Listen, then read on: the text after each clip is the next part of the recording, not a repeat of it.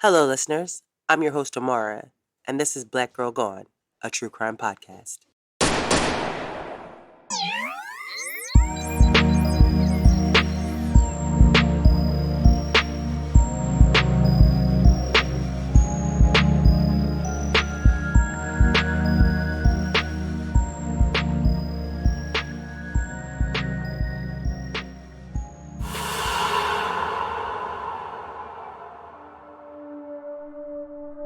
On this episode of Black Girl Gone, we tell the story of Tamara Bell Walker, a 45-year-old woman who was last seen on May 5th, 2020, in Little Rock, Arkansas. Tamara was married and living with her husband, but in February 2020, Tamara's father said that she stopped communicating with him. In early May, he received messages from his daughter's phone that he did not believe she had written. He called police, and when they went to Tamara's home to do a welfare check, her husband said that he hadn't seen her since May 5th. 4 days later, he was dead. But Tamara has never been found. What happened to her? And who is responsible for her disappearance? This is Tamara's story. Since it's the week of Thanksgiving, I decided that I would do something a little different this week. Instead of one new episode, there are two new, shorter episodes. Both this week's stories involve women who went missing in the past 2 years under mysterious circumstances. There isn't a lot of public information about either woman, but their stories need attention. Our first story this week is about Tamara Bell Walker. I found her story while I was doing some research about missing women, and it immediately struck me because of the information that we do have surrounding her disappearance. Now, you would think after almost 2 years of doing this show that I would no longer be surprised when I find a story like Tamara's that has gotten almost no attention from the media. And I guess I'm not surprised as much as I'm still angry and frustrated. I know that every missing person case isn't going to get the same level of attention, but there are certain stories that make you really ask why it hasn't gotten more. And both this week's stories made me ask that. Because Tamara's story has been underreported, we don't know when or where she was born, or anything at all about her life growing up. But thanks to her dad, Calvin Bell, we at least have some information about what happened in the months before Tamara went missing. According to Calvin, prior to February 2020, he would speak to his daughter almost every day. In June 2020, Calvin was interviewed by the Arkansas Democratic Gazette, and he was living in New Mexico during this time. And so he said that he would speak to his daughter by phone regularly. And Tamara was living in Little Rock, Arkansas with her husband, Corey Walker, who was 44 at the time. Corey was originally from Arkansas and had children from a previous relationship. And it appears that Tamara had at least one child of her own, but it doesn't seem like they shared any children together. Now, in February 2020, according to Calvin, Tamara's dad, his daughter began confiding in him that she was having issues with a house guest that had been staying with her and Calvin. In the interview with the Arkansas Gazette, Calvin doesn't provide any more information about who this house guest was or what the issues were exactly. All we know is that whoever this person was, Tamara was having trouble getting along with them. Shortly after that, Calvin said that he began seeing changes in his daughter. Now, Tamara suffered from bipolar depression, but it seemed like she had it under control, and so her father doesn't attribute the change in her behavior to that. Calvin said that Tamara had been in the Navy and was receiving disability payments due to her diagnosis. But he seemed to believe that what was going on with her was directly related to what was happening with this guest. After that conversation, the phone calls from Tamara stopped. Calvin had gone from regular contact from his daughter to no communication at all. He said that after about a month, he started to become worried about Tamara. It was not like her at all to go this long without calling him. And so on April 21st, Calvin sent a text message to her. The message said, "Give me a call. Just checking on you. Call me when you can." But Calvin didn't get a response. None of his messages to his daughter were getting a response, and that deepened Calvin's concern.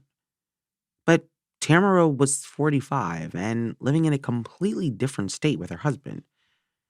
I'm sure that he felt helpless. Her sister told the Arkansas Gazette that Tamara didn't have any family in Arkansas, and so there probably wasn't anyone for him to reach out to check on her. So Tamara's family continued to wait for a response from her. And on May 3rd, they got one. Calvin said that he got a message from his daughter's phone that day after weeks of not hearing from her. And he should have been relieved, but when he read the message, something wasn't right. He said that in the message, Tamara said something about taking her medication. And he said it was strange because she would never announce to him that she was taking her medication. The message also wasn't written like how Tamara wrote. The message said, quote, "I took my meds. I love y'all. We're all right." But Calvin is convinced that someone else typed that message pretending to be his daughter. After no communication from Tamara, this new message from her was only adding to her family's concern about her well being. Calvin wanted to speak to her on the phone. He wanted to hear her voice to make sure that she was, in fact, okay. The next day, Calvin sent a message to his daughter's phone saying, quote, "I need you to call me." He told the Arkansas Gazette that he said that he was planning to contact the police to report her missing if she didn't call him back because it had been over a month and it wasn't like her not to call. He got a message back and it said that she had dropped her phone in the tub and so she was getting a new one. It was supposed to be a believable excuse as to why she couldn't call her dad. But Calvin wasn't buying it. First, again, the message wasn't written like Tamara writes. And second, why can't she just use Corey's phone to call? Calvin said that at that point, he knew that something strange was going on because what was happening didn't make any sense. On May 5th, Calvin again sent a message to his daughter's phone. This time, he told her that he needed to hear her voice, and so she needed to call him. He wrote that if she didn't call soon, that he would assume that someone else was using her phone. And he asked her to use someone else's phone to call him. Quote, "I said, these are troubling times and people's hearts and minds are being expressed. So help me do the right thing, as with not having to get authorities involved," Calvin told the Arkansas Gazette. But Tamara didn't call. 8 days later, May 13th, it was Calvin's birthday. He knew for sure that if his daughter was okay, that she would call him on his birthday. But Tamara didn't call her dad. Every other year, she would call him bright and early, singing him a happy birthday song that she would make up. He said it was always really early, like 5 a.m., because she wanted to be the first one to wish him happy birthday. Calvin said that he waited throughout the day, hoping that he would hear from his daughter, but he never got the call. And so he said that at 8:37, he texted her and said, quote, "I hope and pray you are well. I know that something is going on with you now because you would have called me on my birthday." It was the last straw for Calvin. He knew that he was going to have to call the police. And so Calvin contacted the police in Little Rock and filed a missing persons report. He also requested a welfare check. What happened next is not clear because of the lack of information about Tamara's case. The missing persons report was filed on May 13th.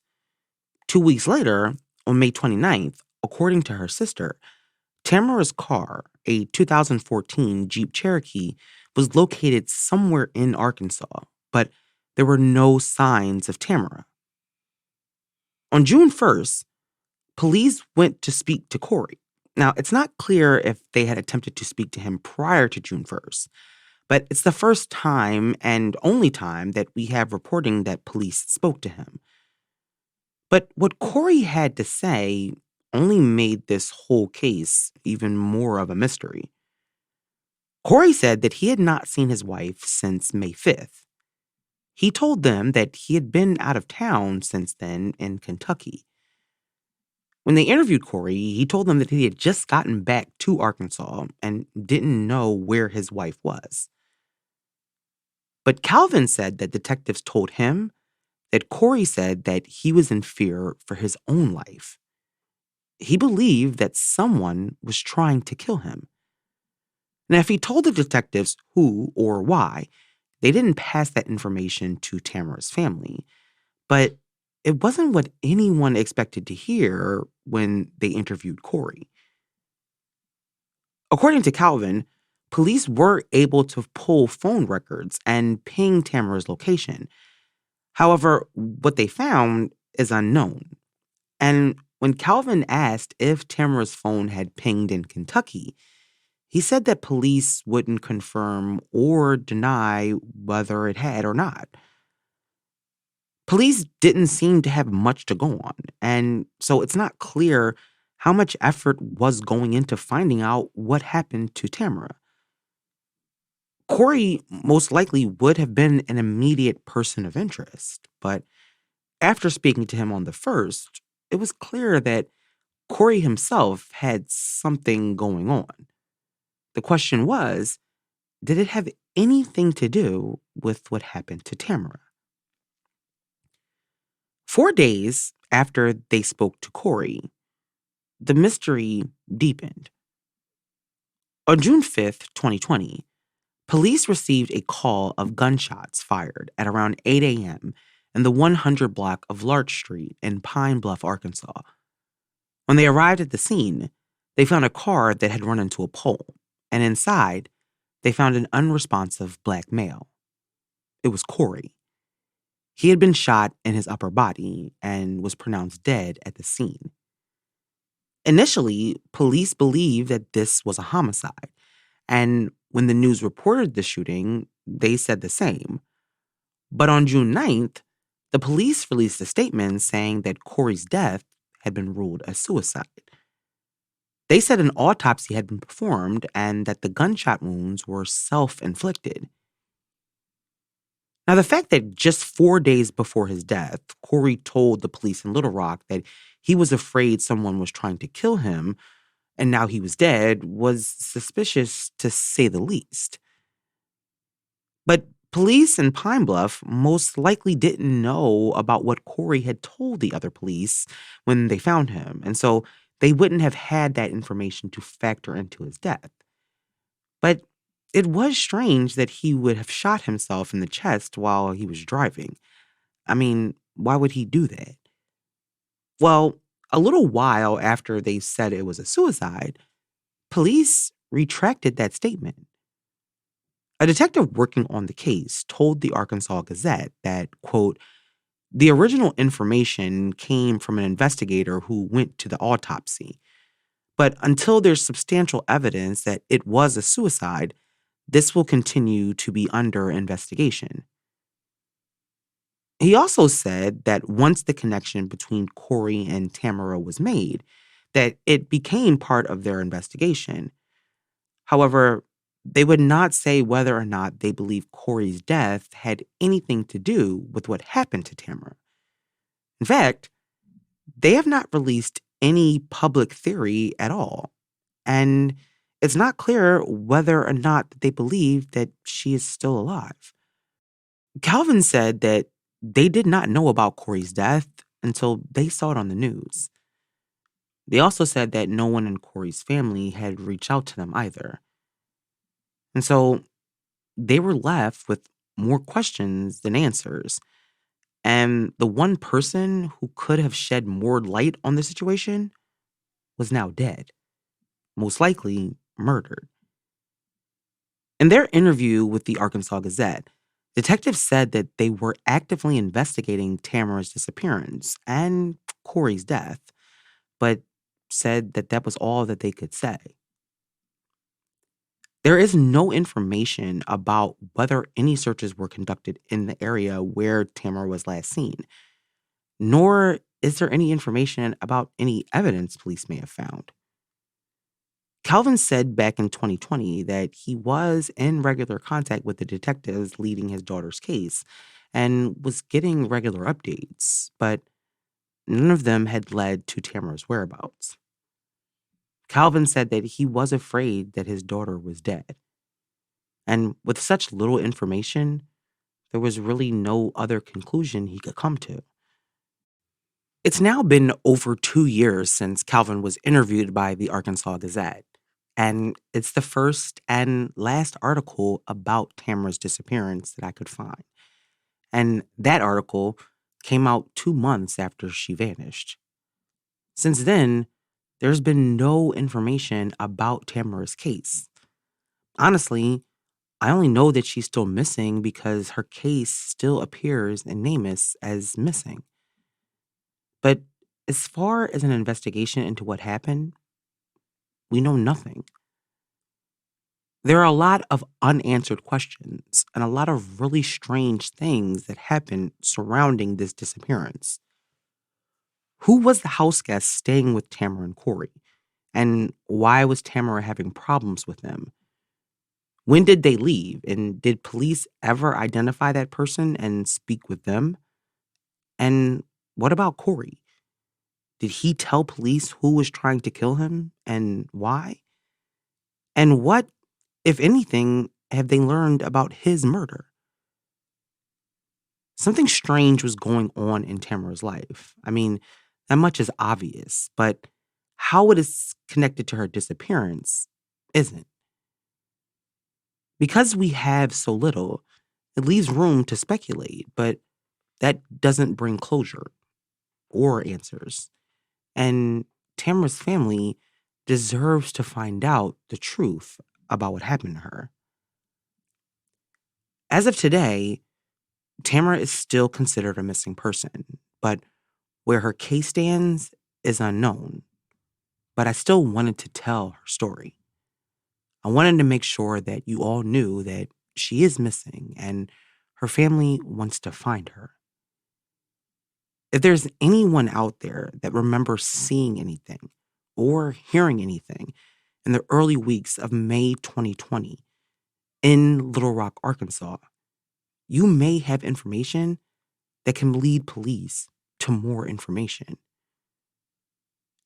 Tamara Bell Walker was last seen on Green Mountain Drive on May 5th, 2020 in Little Rock, Arkansas.